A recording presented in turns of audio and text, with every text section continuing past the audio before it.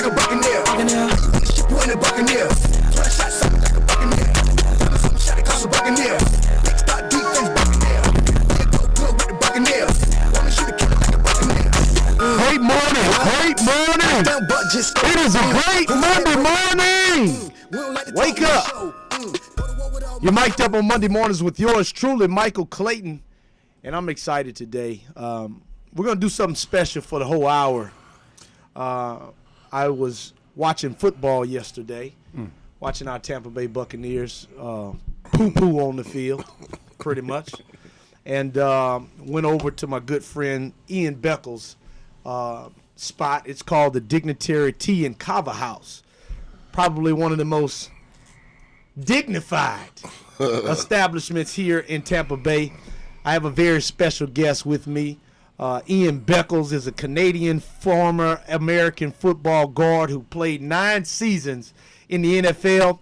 He's currently right now the co-host of the highly rated Beckles and Retro Show on iHeartMedia on WDAE in Tampa, Florida. He hosts a podcast titled In the Trenches, where he goes over in-depth talk on football and what's going on in the NFL. You talk all things football, right? Yeah, mostly Buccaneers, though. Right. Yeah. All right, and like I mentioned just now, he has one of the most eclectic chill spots in the area called Dignitary Tea and Kava House. Please help me welcome Mr. Ian Beckles. Yeah. Well, I appreciate that introduction, young man. Yeah, man. Yeah. Good to see you yesterday. Great to see you, man. You know, the thing that I love coming to hang out with you, man, is, you know, not only is the ambiance smooth, the TVs are going, but you keep great company, man. I do. Good people, professional people, people who, you know, have families and, you know, are business people and just, you know, love to communicate. I thoroughly enjoyed myself. Talk a little bit right off the bat, man. How did that establishment come to be? It's such a hot spot in Tampa. And I'm telling you, man, my body feels good. I'm trying to tell you, I was about to tell you, man, you need to bring me some of what I had yesterday. Well, I got some of this cup right here, some of that Kratom. You know what I mean? Kratom. Yeah. So kind of just right off the bat, give us a little rundown of what you got going at the Dignitary Tea and Kava House. Well, first, the Dignitary spot was a cafe first. So we're just serving coffee. And I've always been a coffee guy. I've kind of weaned off of coffee a little bit. And then I got to a point in my life where I wanted to stop drinking alcohol. I just said, I'm just tired of drinking alcohol. Let me try to go a different direction. I heard about kava and kratom, and it's not alcohol, but, you know, kava comes from the root of a pepper plant. Okay? So you've tasted it. It doesn't taste great, but it tastes like you're doing something good for your body. Kratom is basically a botanical tea, which is in the coffee family, and I just sip on this all day like I'll be drinking coffee.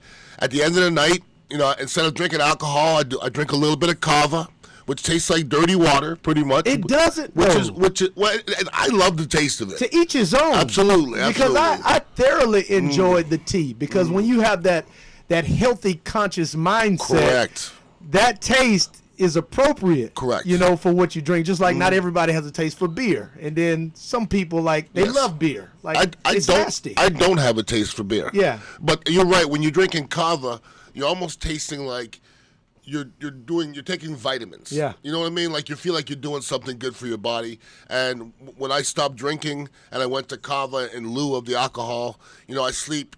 Like I had to get my alarm, put my alarm on this morning to wake up at 9. I used to sleep 4 hours a day. And when I drank alcohol, I go to sleep at 11, be up at 3. Yeah. Now I go to sleep at 11. I got to use my alarm to get up at 8:30 these days.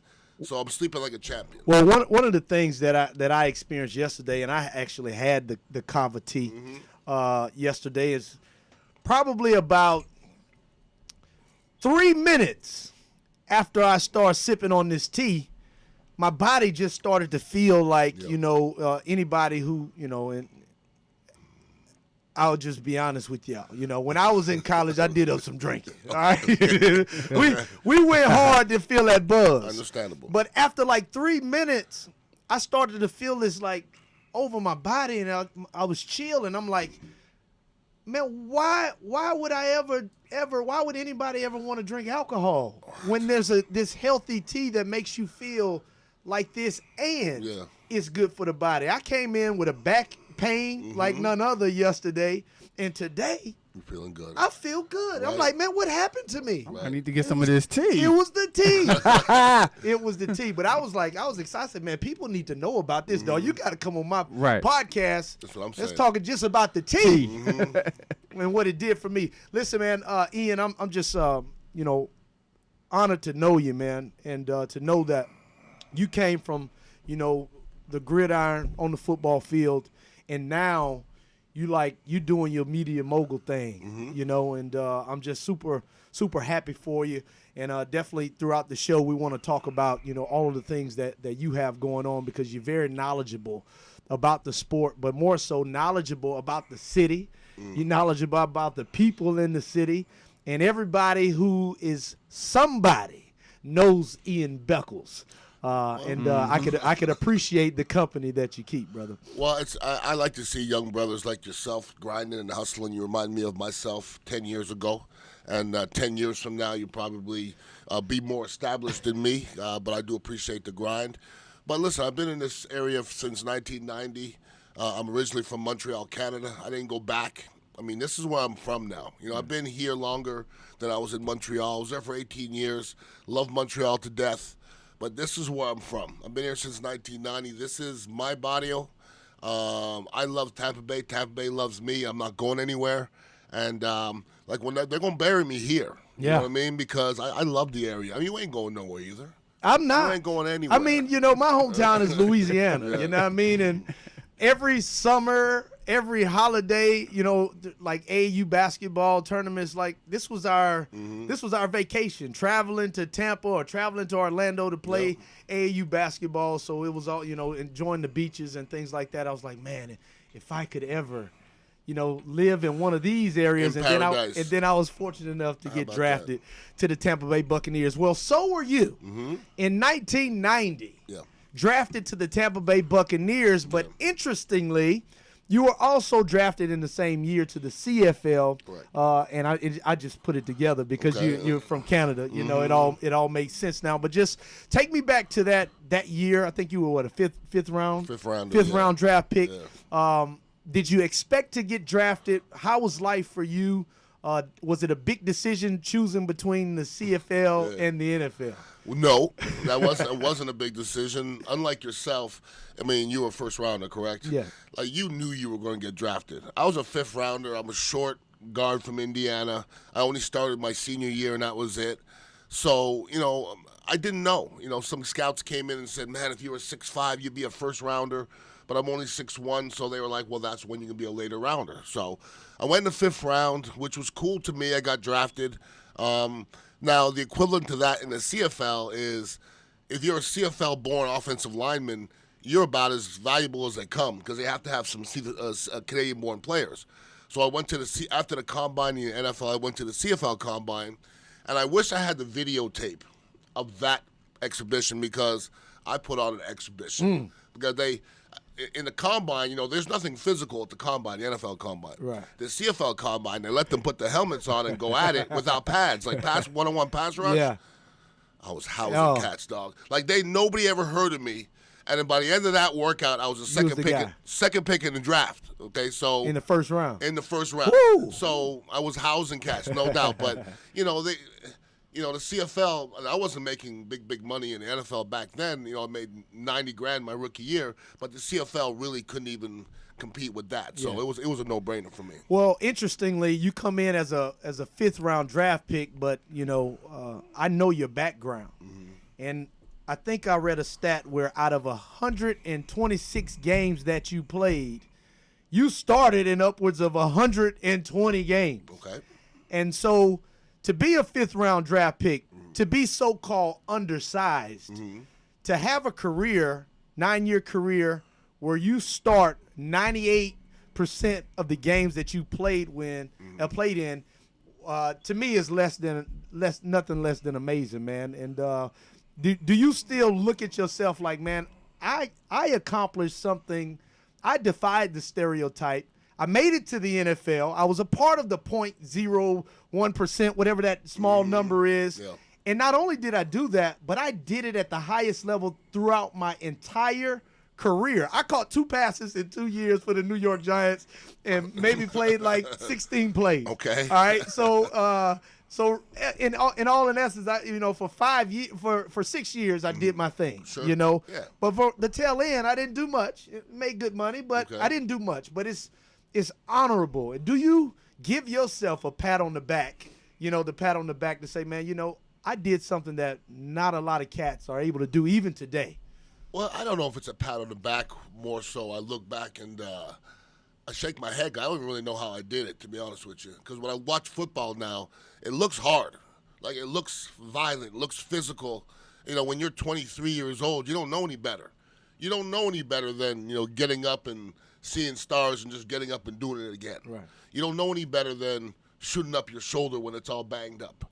Now if I stood on top of this desk and jumped off, I'm going to hurt myself. But back in the day. No, you're going to hurt this desk. Yes, absolutely. Everything's going to be hurt. You know what I mean?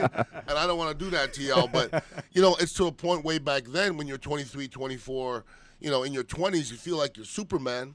And now I look at it and I'm like, wow, that was, first of all, I was blocking Superman. Yeah. When I was blocking John Randall and, Howie Long and Chester McLaughlin and all these names who are Hall of Fame players. So I guess I must have been good, but I didn't have enough time to think about it. It's one of those things where you oh my God, I'm going to get drafted. I got drafted. Oh my God, I'm starting. I'm playing.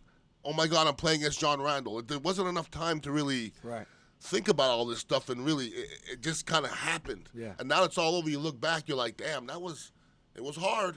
While it was happening, it was hard for sure. So give me kind of the essence of the medium of football and where football has taken you, life after football. Then we're gonna close this out and go to segment 2. But I wanna understand, like, how do you put football in perspective, and how have you been able to build off of that platform?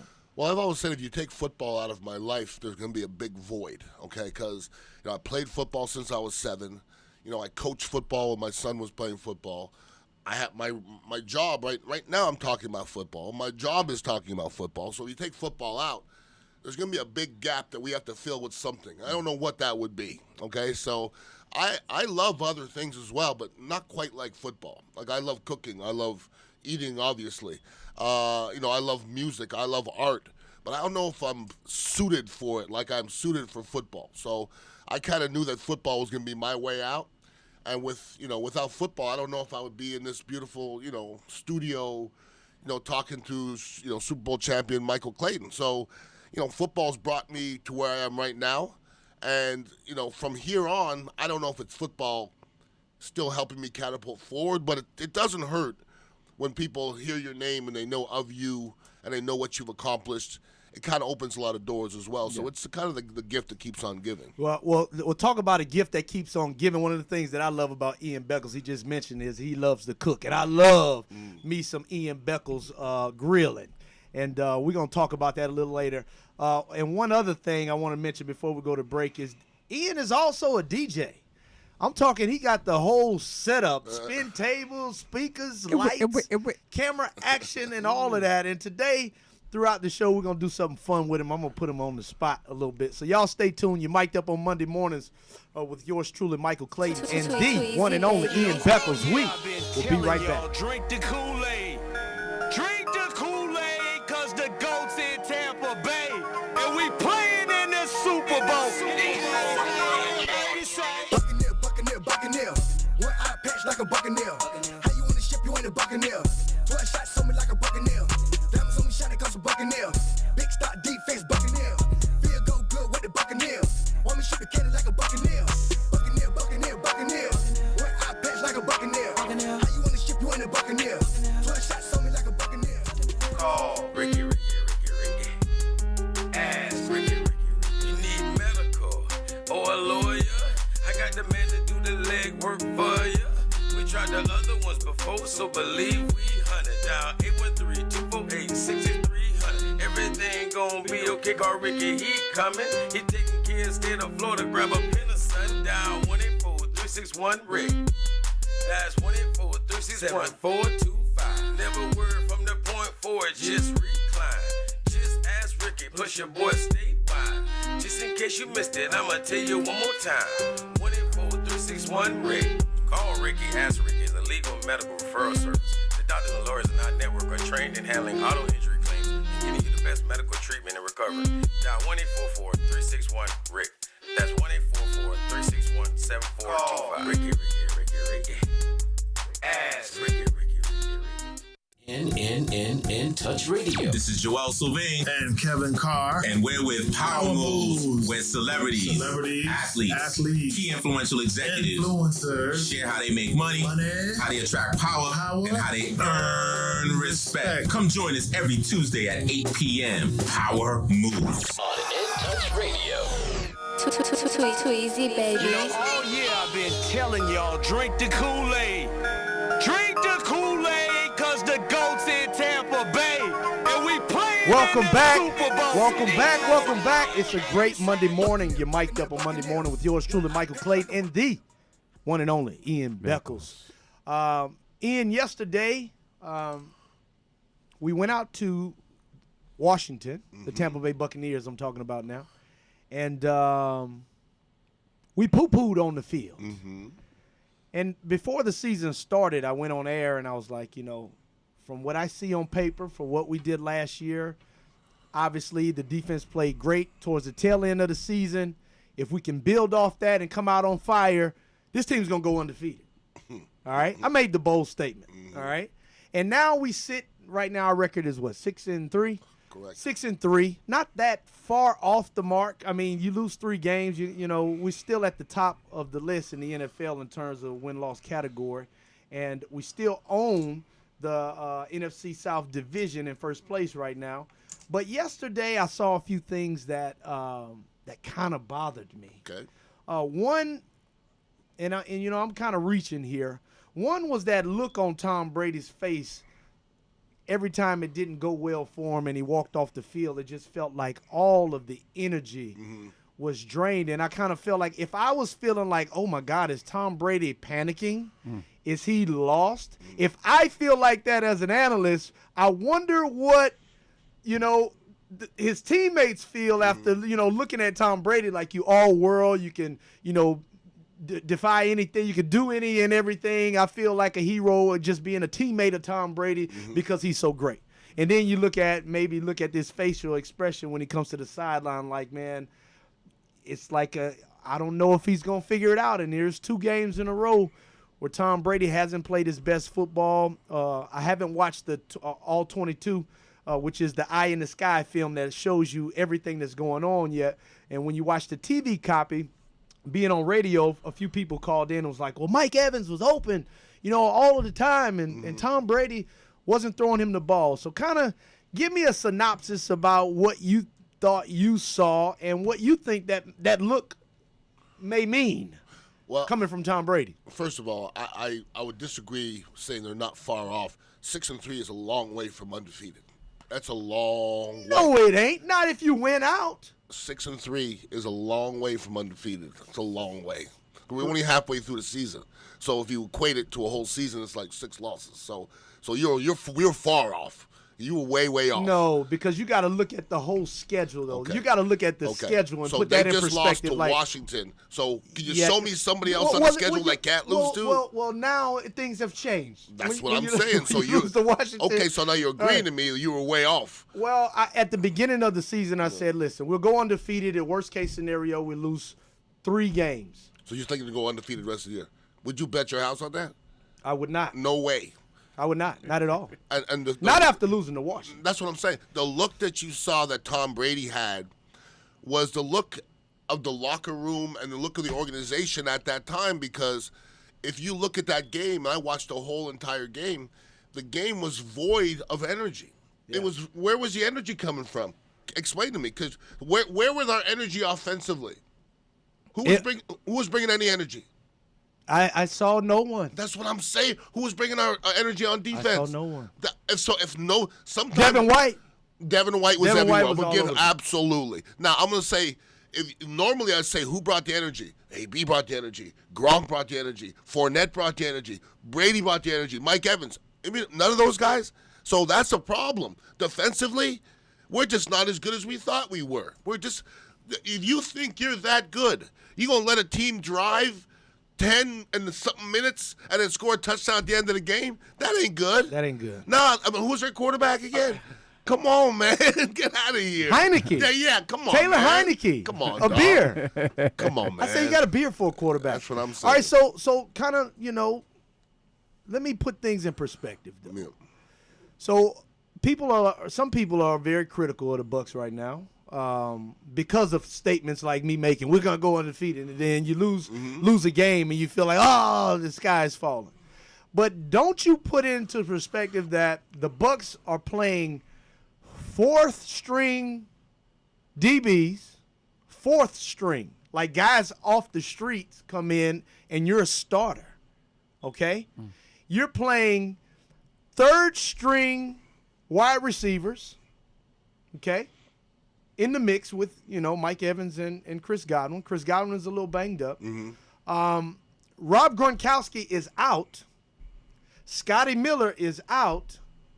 Don't you kind of create some type of scenario like the reason why we're falling short of the expectation is because we don't have all of our starters out there, because I believe the game is very different if Antonio Brown is out there.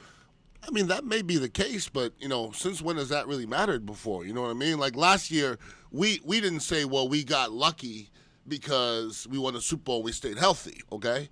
We're just not as lucky this year, but there's teams out there overcoming injuries, and it's just not an excuse. You know what I mean? Not like that, though. If a team has a starter that goes down and the second string guy comes in, I understand that. But not every team has the second string guy go down. The third string guy go down. Now you're playing fourth string guys. You're having to pull up guys like Richard Sherman off the street to play. He gets there on Tuesday. He's the starter on Sunday. Not every team in the league Understandable. is going through that. I don't think that's a good comparison. But now we're acting like Richard Sherman, is Darrelle Revis in his prime. We pull Richard Sherman off the couch. He was eating bonbons. And we put him on the field for 2 weeks, and God bless him. 3. And he saved our asses. But he's old-ass Richard Sherman. Yeah. So when he comes back, are we going to still be that great? Can he rush the passer? Can he rush the – because that quarterback was comfortable, dog. Okay, listen. We've seen the Super Bowl champion of Buccaneers. We see what it looks like. You're going to let that quarterback sit there comfortable at the end of the game? Since when? Come on, man. So this is why I want everybody to know. This is why I created the term, the big bad media, okay? In which I was the former president of the big bad media, but I stepped down and I uplifted my co-host Tom Krasnicki as the president. First of all, I don't know how y'all gonna be presidents of something that I created years ago. Wait a minute. I've been on the radio for 20 years. I'm not saying the While radio. While you were playing, I was on the radio. But I'm just saying the term, big bad media. That is the thing. Isn't that just the big bad because real? Well, yeah, it's being real. That's what you call it. Okay. Because I feel like when you don't give the whole story and you just say things like, next man up, you can't make excuses. Well, it's the difference between making excuses and having reasons why you stinking it up. Sure. But at the end, it doesn't matter. It doesn't matter the excuse why you lost to Washington, does it? Because you just lost, you got to move on anyways. Well, the reason why it does matter is because if players put that loss in the perspective of the media and was like, we ain't supposed to lose.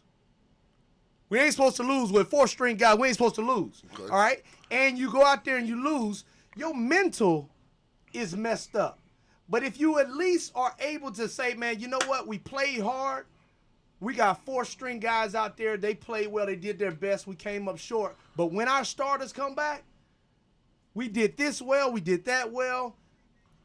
In combination of our starters, we're going to be all right. That's not necessarily the truth. You know what the reality of it is?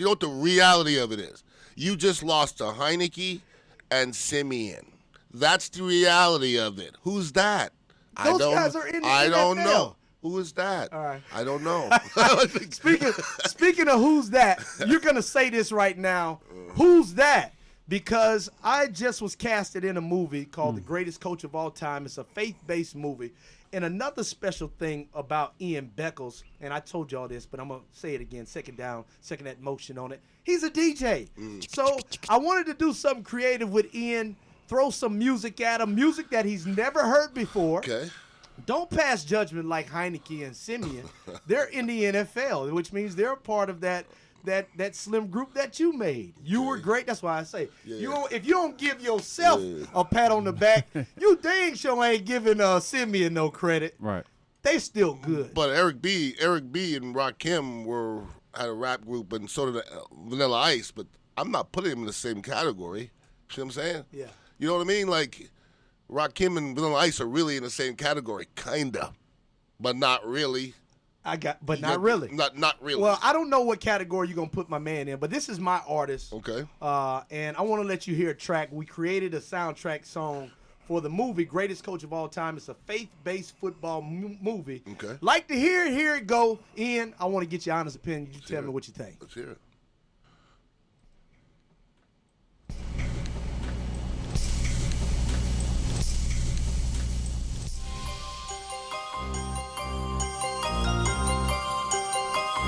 Greatest coach of all time.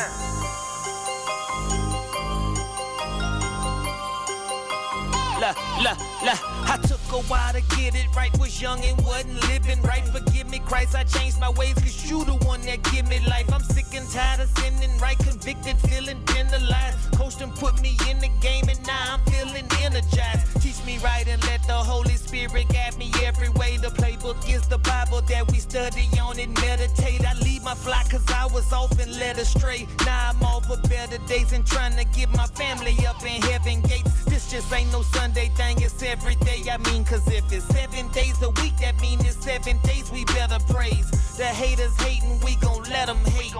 But we still gon' show them love from up above, and that's on everything. We celebrate the baptisms like touchdowns, that's new life. We know the road ahead is rough, but try our best to do right. I got an ultra boost for life, but he gave me the true stripes. You know what, Jesus, you right, cause you the greatest coach of all time. He taught me lessons that no one can teach me. He stretched his hands out when nobody else could reach me. He laid the plan out, we just gotta follow it forever. I'm indebted to my God, the greatest coach of all time. The greatest coach of all time. I like it. I like it. You like it? The greatest coach of all time. Oh, man. That's big. The greatest coach of all time. The greatest coach of all time. When you called me off that bench and told me go in, I knew right in that moment in my spirit I was chosen. And now I'm 10 toes in, the captain of the team. Made it happen with the rap and I ain't capping, it's a dream. Man, shout out my partner Michael Clayton, you know that's Tiger Nation. He keep me motivated, especially when life get crazy. I got a wife, oh babies, thank you God, my life the greatest. Ever since you brought me in this world back in the 1980s. I had to find my way but never was alone. Had the coach inside me telling me that heaven is my home. I receive it and believe it, told the devil leave me alone. Cause I gave my life to Yeshua, the blessing on the throne. See, I'm definitely in my zone, in my prime is now or never. All right, cut the track. Cut the track. Come on, man. Whoever that is a good storyteller.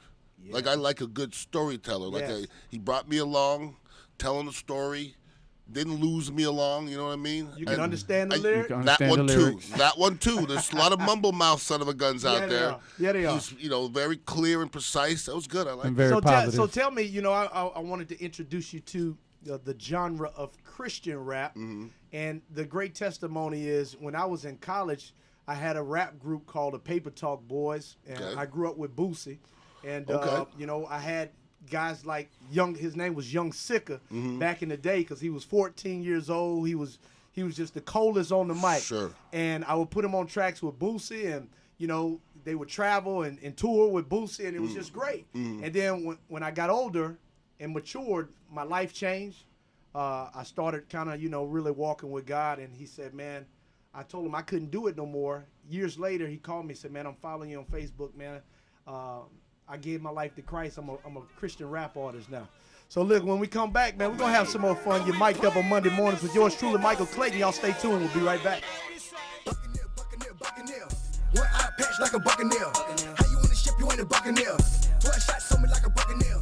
Hey, this is Agent Wright, better known as Mr. Clean. You looking for some great barbecue? Come see them two brothers in the grill, located at 423 Virginia Street, Charleston, West Virginia. We got ribs, chicken, pulled pork, brisket, collard greens, mac and cheese, baby. Come get some and get you a nice, smooth cigar. 304-550-4431. That is 304-550-4431. Come get some, baby. The Rib Man, mama, the Rib Man. Cancer affects everyone, but minority populations are often hit hardest. Moffitt Cancer Center is working to address the barriers that keep some groups from getting the care they need. African Americans develop cancer at a younger age, have more aggressive cancers, and experience worse outcomes than the general population. While cancer treatment is evolving with precision medicine, who is being left behind? We know for many decades that some groups experience a greater burden of cancer than others. We can prevent it, we can detect it early. It's very beatable when we find it early. I have worked with cancer patients during their treatment. All cancer patients have courage. So my treatment was about 18 months. I had 3 cancers and 7 surgeries. But my son told me, like, Mom, you're the strongest person that I know. Moffitt saved my life. During COVID-19, Moffitt is a safe place for your cancer care. Call now to schedule an appointment. Too easy, baby. Oh yeah, I've been telling y'all, drink the Kool-Aid. Drink the Kool-Aid, cause the GOAT's in Tampa Bay. And we playing in the Super Bowl. Great morning, great morning. You're mic'd up on Monday morning with yours truly, Michael Clayton, my special guest for today, the one and only Mr. Ian Beckles. You can catch him on the afternoon drive from 3 to 5. Today, yeah. 3 to 5 is every day. 3 to 5 Monday and Tuesday, and 3 to 7 Wednesday through Friday. Ooh. Yeah, long marathons. Yeah. Now I was fortunate enough to be asked by the great Ian Beckles to come in and co-host with him.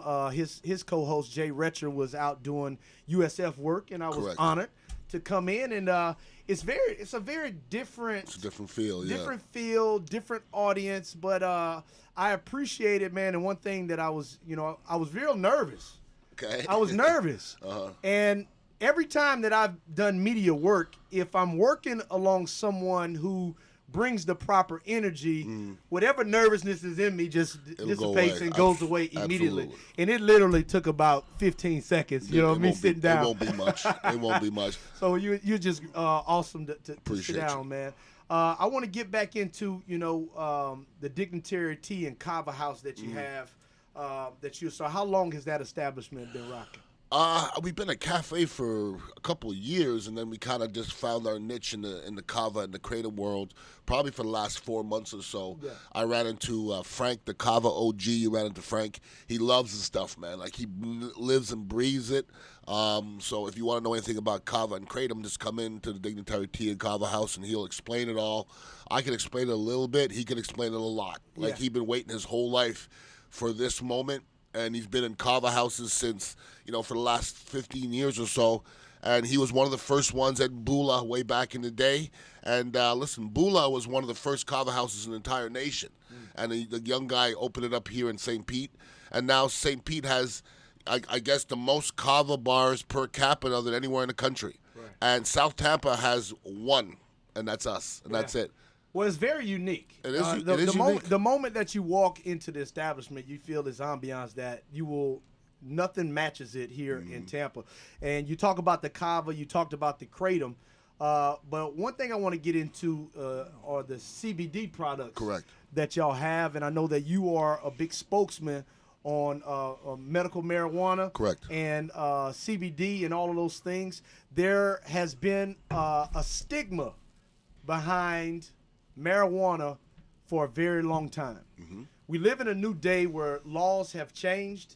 The outlook is different. The perspective is different. And now we've gained the knowledge that, CBD products are a medicine to heal the body. Correct. How important and, how important is it for people to understand that, hey, man, marijuana has never been a bad thing, but there are abusers. Correct. It's a bad thing when you abuse it, but there is a medicinal use for it, and it is probably, in my opinion, one of the best medications in the world, if not the best. My opinion too. Yes. Well, it's well said. First of all, I didn't smoke till I was 35 years old. Okay, so it ain't like I was a weed head sitting in the basement smoking weed and not being.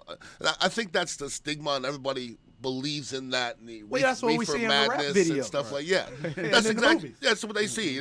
When they think of weed, I think a lot of people think of it as that way, and maybe that seems dirty to you. It doesn't seem dirty to me, but it might seem dirty to you. But listen, marijuana has come a long way than that dirt weed way back when. It's true. I mean, now, like, people are like, well, I don't need my medical card. I got my dude. I'm like, well, enjoy yourself. Right. Well, your dude has one strain, maybe two strains. You don't know where it's from. You don't know the percentage. He's just giving you a bag of stuff.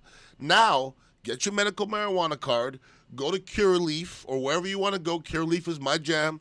They can explain everything to you. They'll tell you exactly what you need. Tell them what you want it for. There's so many different ways to get THC or CBD into your body now to where it's a science now. And it's not about people sitting in the basement and smoking weed and not doing anything. There's people around you every day today that have THC in their body and that are being very productive, including myself. Yeah. And one of those stigmas, and you tell me if I'm wrong, when people think about marijuana, they equate it to black people. A lot of times. Or people of color. Or lazy people. Yeah. But in the world that I live in now, they are executives who are smoking marijuana. Correct. White executives. Correct. Major white executives. And the reality is, they've been smoking for a long time. Correct. For a long time, just keeping it under wraps. So, what can we do? And I'm gonna be honest. See, Ian said he didn't smoke till he was 35 years old. A young kid from Louisiana. That's a different story. A whole different story. I'm telling y'all, transparency is important. Yes, it is to me. And so I was. Check this out, Ian. We were This is how bad we were. 14 years old, watching videos and all that, seeing what we saw on TV. This is how we were influenced. 14 years old, having the nerve to go grab a piece of loose leaf paper. And you roll a J with the loose leaf paper? Not even a J. You're going to laugh. Go into mama's cabinet and get the oregano. No, come on, man. With the loose leaf paper? With the loose leaf paper. All right, and we out there. Y'all was ghetto. We was ghetto. We out there smoking the oregano, thinking that we hard. You doing something? Want to be rappers with loose leaf paper. I mean, we smoking ink and everything. We like we smoking firecrackers out there. That is funny. 14 years old, hiding from mom and daddy. Like we were influenced in a bad way. In a bad way. And then when you come across the real marijuana, you didn't have to tell me that marijuana healed the body back in the day, because I remember football games, and I remember going off on the weekend and going with your homeboys and feeling like you could barely walk off the football field. But after you hit that joint, you ready to buck in the club. And I say, man, when it all hit me years later, after my career was over with and all of the medical education came out about marijuana, I was like, well, you ain't had to tell me that. That's something I've always known. Why do you think that, the world has kind of kept this from the masses for so long? Other than money? It's money. It's just money. The government just figured out that we can't stop this anymore. And the government, listen, you know how much money's been made off of legalizing marijuana? Billions. Trillions. Billions and billions of dollars per state. Trillions. It doesn't make any darn sense for you to say, stop it, go get it illegally on the street, because that's what's going to happen anyways, okay? So to me, it's to a point now where when people are against it now, I will say, what are you against? Like, I don't understand what you're against. So the same people, like I heard this guy in a bar one time talking to his father, and the father slammed his hand on the bar and says, I'm not a weed head. I'm not a weed head. And then he goes, Dad, you're swallowing pills and drinking alcohol every day. It doesn't make sense. It's a stigma. It's something that you believe in, but it's not true. You know what's better than drinking and taking pills? Marijuana. It's a fact. It's a fact. Go read on it. I've never heard anyone overdose. No, zero deaths, zero overdoses. It used to be legal. Sure, It used sure to be legal, then they made it illegal.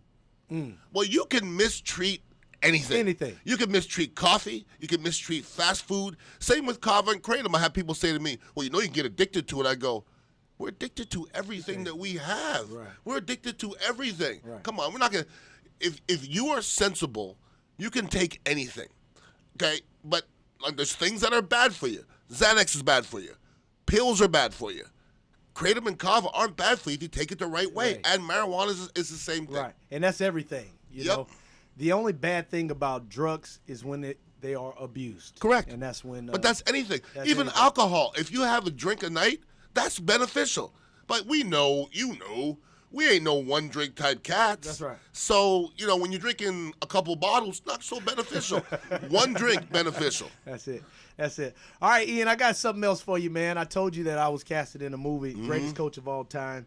And in the movie, my character plays this, mean guy. I'm the nemesis. You're the mean guy? I'm the mean guy. Really? I'm the bad guy in the movie, man. And the opposite of the character who's opposite of me, he's the good guy. Okay. And they're trying to get me to build a relationship with God. And there's a scene where it finally hits me that God has been speaking to me and he's trying to reach me, and I have to break down and cry. Okay. All right? I break down and cry. And I have a moment. Are you going to play that for us? Huh? Are you going to play it? What? I would love to hear that. But we could play if you had the clip. Yeah. If I had the clip, I would play that. But you got to wait for the clip. But what I'm saying is, what I want you to put in perspective is this track over that scene. Okay. Over that scene. And I want you to tell me where this song takes you. It's called Don't Let the World Conquer You. Okay. And where it takes me? Where it takes you. Okay. I want because I'm very interested, because when you have movies, a lot of times it's the soundtracks that gives it the juice and the meat to the film. And so when we were creating this music, that's what we were thinking about. Okay. And because you are one of the baddest DJs here in Tampa Bay. Nope. I am not. I just DJ. But listen, I've been DJing for 3 years. I love his honesty, though. Okay, no, but there's a lot of DJs. First of all, I'm not better than any of the DJs. I love to DJ. I love the music. But listen, I am not DJ Don Pablo. I'm not DJ Sandman. Those guys, So what's the difference? What they scratch? What makes them better DJ? Like you love music. You know how to play music that people love. You're a good DJ. But that's just like a high school player saying, he's comparing himself to LeBron James or something. You know what I mean? It's like, it's that level. Well, I got taught by a DJ.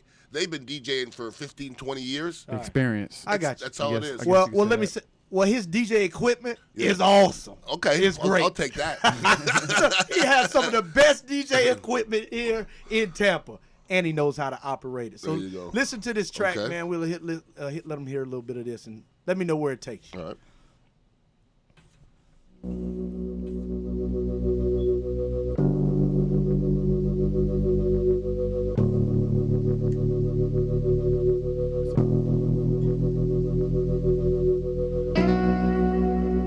Don't let it conquer you. Don't let it conquer you.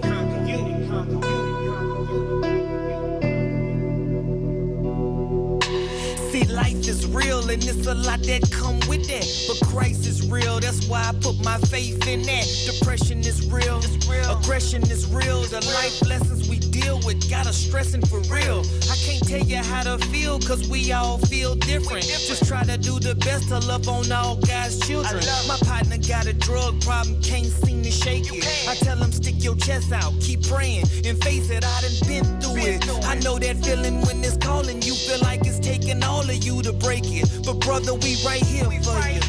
We family forever, so when one of us fall down, we gon' stand up together. We were made for tough times, time to stand on the devil and tell him stay down. Dig deeper, hand on the shovel. I know addiction is real, conviction is real, the pain deep, but the healing in the scriptures is real. I said don't let the world conquer you. We were made for this. With his life, Jesus paid for this. Don't let the world conquer you. We too real for this. The life that we live, we were built for this. Don't let the world conquer you. Don't let it swallow you. With Jesus, every obstacle is possible. I said don't let the world conquer you. We unstoppable. The only person stopping you is you. Look, see, life could take a toll on you. The cookie crumble, but don't never let it roll on you. I'm not an overly religious person, but I'm a spiritual person. I like it. I get it. I could see myself even listening to that before a game, you know? Yeah, man. Before games, like I used to listen to stuff like, you know, some heavy hip hop. I used to listen to Slayer before the game. But sometimes I put it into Mary J. Blige, the song My Life, just make you go back somewhere and just, that's something like that. Make you think about things and keep things in perspective. That's I like what's it. up, man. That's what's up. And the reason why I wanted to, you know, help produce this type of music is because when I was young, I listened to all of the rap music too. Mm-hmm. And I also felt the effects of the influence that it had on me. Sure. And it took me down a lot of dark paths. Mm-hmm. And I realized that all I wanted to do was just feel the music. And that wanting to feel the music is built inside of you. But what you put in your body, you soon become. And so I wanted to make the conscious decision to start putting healthy music into my body that gives good messaging. And I felt it impact my life in a major way. And I was able to bring people along and, you know, just to get your opinion on that, man, makes me feel special that we're making a difference in the world. Take you back. Sounds good. All right, we got one more segment. Y'all stay tuned. You're mic'd up on Monday mornings with yours truly, Michael Clayton. That number's on your screen, 813-444-9588. If you want to call up and have a question for Ian Beckles or myself, now's the time. Y'all stay tuned. We'll be right back. Buccaneer. One eye patch like a Buccaneer. How you wanna ship you in a Buccaneer? We're playing your favorite old school.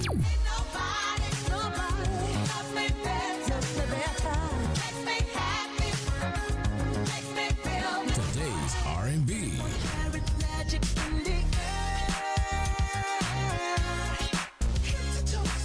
With a smooth touch of jazz. You're listening to In Touch Radio. Hi, this is Angela Birdsong, and during the week, I'm affectionately known as the Medicare lady. Do not try to navigate Medicare without me. Please call me at 813-476-4837. I also do life insurance, and I will help people who are Medicare, Medicaid.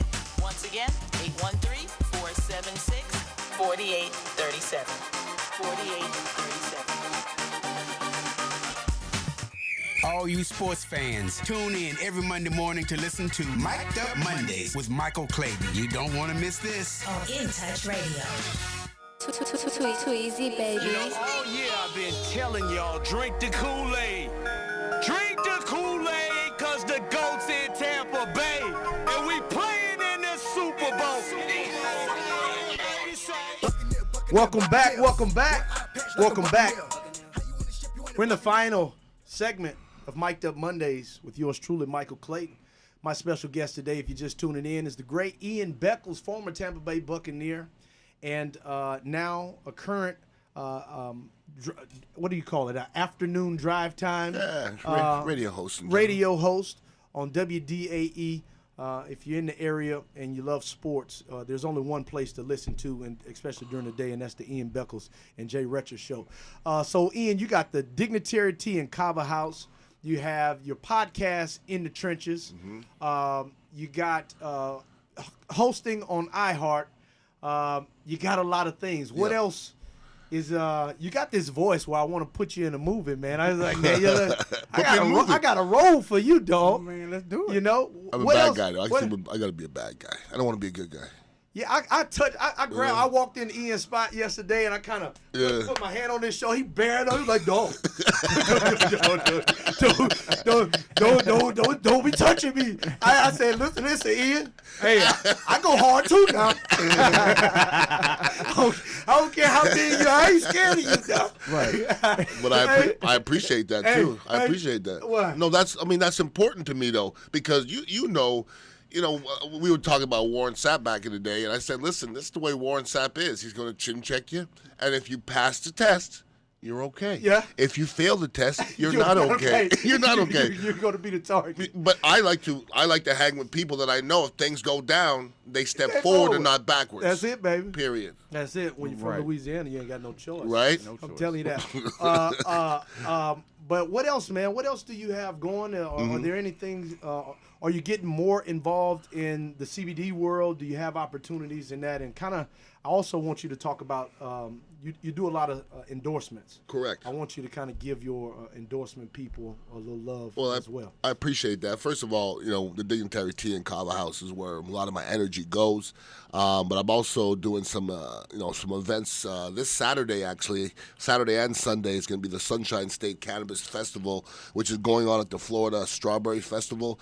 It's $5 in advance. You get your tickets at sunfest420.com, or you can call my boy at 610-297 6939, and it's just it's gonna be live music, food trucks, vendors, games, local artists. It's like $5 to get in. So my people from Dr. Brown CBD, they're gonna be a big part of that. And other than that, like on the station, Dr. Locks. I was talking to you about Dr. Locks stem cell therapy.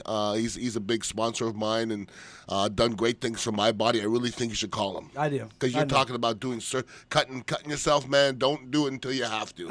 I met Dr. Locks last year at a boxing event, and got a chance to talk to him, and just a great guy. Interesting dude. Very interesting. Interesting dude. Very interesting, but he's passionate about sports players here in the area because he knows, a lot of people go on to Dr. Locks to gain information. My first surgery was with Dr. Andrews, the great Dr. Andrews, the world-renowned Dr. Andrews. Calling Dr. Locks and trying to pick his brain on should some tell things, you man. something. Should tell you something a whole lot, man. Derek Brooks went to Dr. Locks. Derek Brooks has never had a surgery. Can you imagine that? How the hell Derek Brooks has never had a surgery? Wow. Isn't that crazy? That's amazing. I mean, what did he play? 17, 18 years? No, he didn't play that long. He didn't play that long? No. He got about 14 in, though. He got in a little bit. 13 or 14. That's still he didn't play. Rondé was like, Rondé just kept an Energizer bunny, just kept going and going and going and going, putting up years after years. Yeah, but like all of them, at the end, it's never pretty at the end. It ain't pretty. Derek wasn't pretty at the end. Rondé wasn't pretty at the end. It wasn't pretty at the end. Yeah. It wasn't pretty. It wasn't pretty, no. It wasn't. It wasn't. It never is. Well, it never is. Those guys were like, they could hit that switch, though. Derek Brooks will look out. You'll see him at practice. You'll be like, man, how this dude still playing? I get it. At practice. Yeah. But on game day, you're like, oh. He can still play. Oh.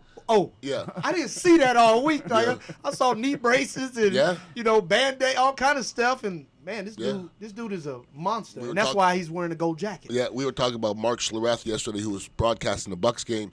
I was with him in the Denver Broncos locker room. 30 knee surgeries. Walking around with a weight belt because his back is so jacked up. And I go, why are you still playing, man? Yeah. This is what I do. This is what I do. And he knew at the end he was going to need knee replacement surgery. So he just like, it's what I do, man. Is it, for a lot of young people who might come across this podcast, is it worth it? We know now the things that we are going to experience years after we finish playing. It's inevitable. It's going to happen. You're going to have brain loss. Mm-hmm. That's why the rules have changed in football. Unfortunately, for those who came up in the 70s, in 60s, 70s, and 80s, like your trauma is already going to take place. Correct. We played the game of football at a different level. And even at 38 years old, this early in my life, I've experienced things. And I was a wide receiver, so I can only imagine people who actually played in the trenches, linebackers, defensive ends. So is it worth it to young people to give their life to football, in hopes to make it to the NFL, but it's not guaranteed? Is the prize worth it? If that's your goal, yes. That was my goal. My goal was to make it in the NFL. I'm sure it was your goal as well. It wasn't. Well, then you were blessed to be put on this earth with that much ability. I wasn't. But that was my goal. I knew that was the way I was going to get out. I was never that guy where everybody's like, oh, my God, you're great. Nobody. At no time. I was a lineman. Most people don't give a crap about linemen. I was always a short, fat kid who can move really well for his size. So I was never really put up on any kind of pedestal. So it's just athletics to me was my way out, period, and it still is. Yeah. You know, I don't know how smart I am. I'm not book smart. I'm more street smart. But it always revolves around athletics for me. And thank God for athletics, because I certainly wouldn't have got here if it was just for my brains. It wouldn't have worked. Well, I say this, you know, a formal education will make you rich, but a self-education, a.k.a. street smart, will make you wealthy. And put them both together, and we good. Oh, we real good. Now, that being said, I did go, after my rookie year playing for Tampa Bay, started 16 games, I went back to Indiana to graduate. So it was important to me. That's big. I promised my mother I'd graduate. Dang, man, and he did just that. made me feel bad because I made the same promise to my mom. And the reason why I wanted to go wasn't in my mind to make it to the NFL. Eventually it was, but I was coming back for my senior year. And Coach Saban called me up in the office, and I was just enjoying every day in college. Very naive. Grew up watching Steve McNair at Alcorn State. My whole family went to Alcorn, so I grew up wanting to go to Alcorn. I knew nothing about major D1 college football until my junior year in high school, because my whole life, all I watched was Alcorn. Wow. So I was very naive, never could imagine us going to the NFL, because it just wasn't something that we wanted it, but you just like, man, I'm just going to enjoy college. Sure. This is my NFL right now. And he told you to leave. Coach Saban called me in his office the night after we won the championship. The night of we won the championship, called me in his office, 12 o'clock or 1 o'clock in the morning. Hey, Mikey. Hey, my sources are telling me, I go up to his hotel room, and I'm talking about Coach Saban now. My sources are telling me you're going to be a first-round draft pick, and I don't know what you're thinking about, but I told you I would be honest with you. And he says, wow, you need to go into the draft. And I'm like, what? And you expected to go back? I was coming back from my senior year. And then he also says, you're the only one. And then he gave me the explanation. He says, I don't know who your quarterback is going to be next year, and I don't even know if I'm going to be here next year. I see what you said. Okay. And so he said. And did he leave right after that? He stayed one more year, and then he went to Miami. And so he told me that I was the only one, and that I needed to talk to Marcus Spears and Marquise Hill and all those other guys, Corey Webster, and convince them that they needed to stay one more year. And all of them did except for Marquise Hill. Marcus was eventually a first-round draft pick. Corey Webster was drafted in the second round, won 2 Super Bowls. I appreciate his honesty, though. Oh, man. I appreciate his honesty. I tell everyone, they judged Coach Saban based upon his media sound bites. Yeah. And if you don't know him at heart as a person, he's the type of person that will rip you and then smile at wink at you. He's that guy? Okay. And be like, yeah. So you know Coach Saban loves his player. If you know him, you know he loves you more as a person than he did as a player, and that's why a lot of the things that he taught me, I still live by today. All right, man, as we close out, man, give me your final assessment on the Bucks. Oh, boy. We got to finish out a season. Hopefully we finish it strong, but what do you see from the Tampa Bay Buccaneers as we close out the season? Well, I see a team that needs to get better in a lot of different aspects of the game. I mean, before this game, I was saying I don't see a Super Bowl champion defense, and I still don't. We're going to be playing against a lot tougher teams going forward. So I would ask you, what are we doing well? Are we running the football well? No. I mean, are receivers getting after them? I mean, are we throwing the ball well? We're not doing a whole lot of things well. Most times we are throwing it well. Most of the times. But the last couple of games, those are games you have to win if you think that you're going to go out and make some noise in the playoffs. So I'm reserve, panic to this point, but I'm on the cusp of panicking. Yeah. Well, the one thing that I believe is that when you are the best in the world, which we are defending world champions, everybody brings you their best. Mm-hmm. And on top of that, people game plan in the offseason to stop you. Correct. If they can beat you, then That's they a fact. feel like they have an opportunity to be the best in the world. So moving forward, we have the athletes, we have the talent. It's going to be more so, in my opinion, about how Byron Leftwich, Bruce Arians, and Todd Bowles creates opportunities to beat the opposing team's coaches who have the advantage of focusing on the Tampa Bay Buccaneers and only wanting to make sure that they prepare, draft to beat the best in the world. Well, that's what you face with. What scares me is we're doing what we do, which is blitz, and we're not getting there. And we're just getting ate up, and some of our DBs don't look like they're right. And I don't know, man. I'm hoping for the best, but Just making the playoffs ain't good enough these days. Well, I remember once upon a time I played in the NFL, and I had my 8th injury, and I was headed to my 8th surgery, and I got a call from Rich Bisacci, who was like, "Mike, come out to Dallas. We're going to give you opportunity." And I said, "Coach, I can't do it. Can't do it anymore." I said, "Coach, I can't play the game the way that I know how to play them physical." Did you cry? No, I didn't cry. And the only reason why I didn't cry is because I had I went through this spiritual transformation where I fully gave my life to God, and I knew that God had something different for me, because I always prayed, God, give me a sign, because I'll play this game forever till I can't talk anymore, can't walk anymore. And then I had 2 thumb injuries and a knee injury, 3 surgeries at the end of the Super Bowl year, and I can barely wipe my own butt. And I was embarrassed that have my wife, have to take care of me. I'm barely walking. I got 2 casts on my hands, and I just felt like a cripple. And here's someone asking me, man, come try out for the team. And I'm like, yeah, come on, man. I'm like, you know what? I prayed for a sign. I'm going to take it as a sign.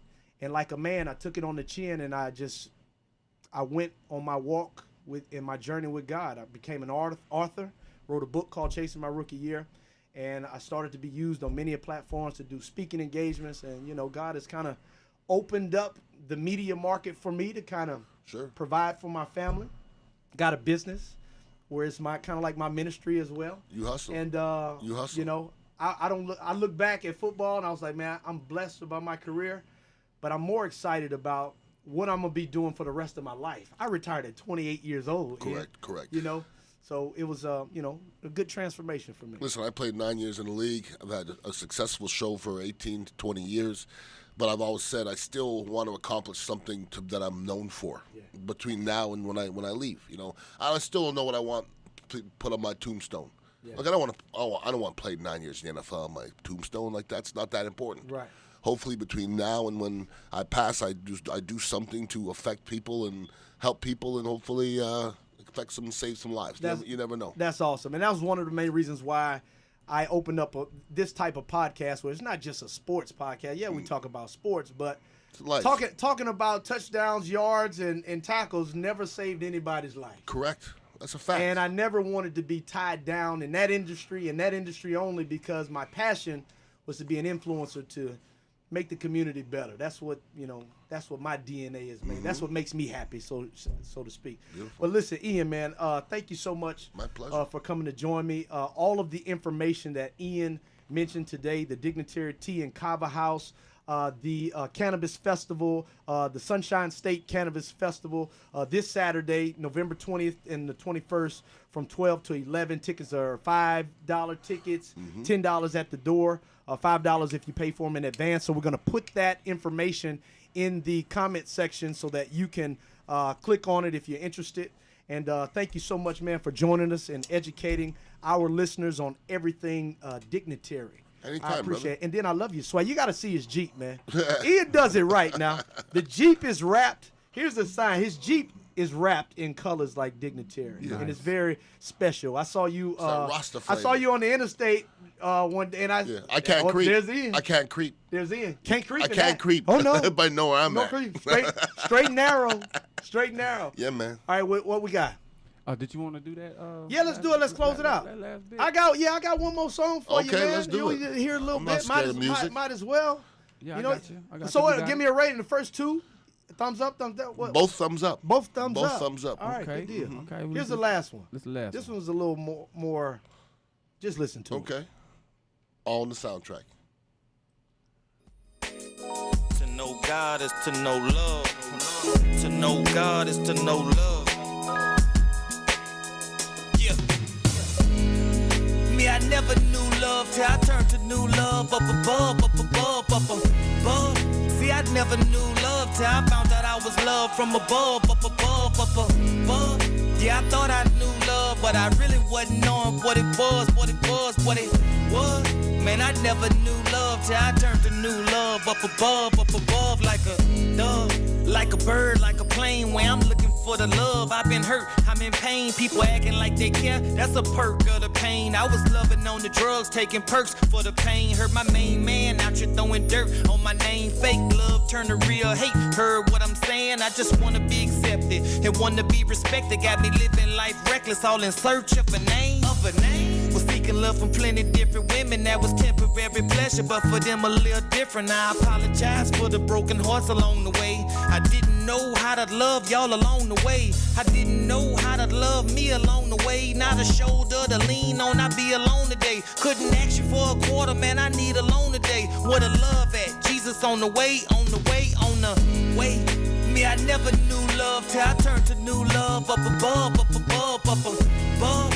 See, I never knew love till I found out I was loved from above, up above, up above. Yeah, I thought I knew love, but I really wasn't knowing what it was, what it was, what it was. Man, I never knew love till I turned to new love up above, like a dove. All right, that's a wrap. Yeah. If y'all interested in my man, that's Young Sick of Sin, my Christian rap artist that we're producing, trying to promote, man. Again, we're going to put all the information in the downline. Thank y'all for tuning in. We're going to see y'all next Monday. You're mic'd up on Monday morning with yours truly, Michael Clayton. We will see you next week. Too easy, baby. I've been telling y'all, drink the Kool-Aid. Drink the Kool-Aid, cause the GOAT's in Tampa Bay. And we playing in the Super Bowl. Buccaneer, Buccaneer, Buccaneer. One eye patch like a Buccaneer. How you on the ship, you ain't a Buccaneer. 12 shots on me like a Buccaneer.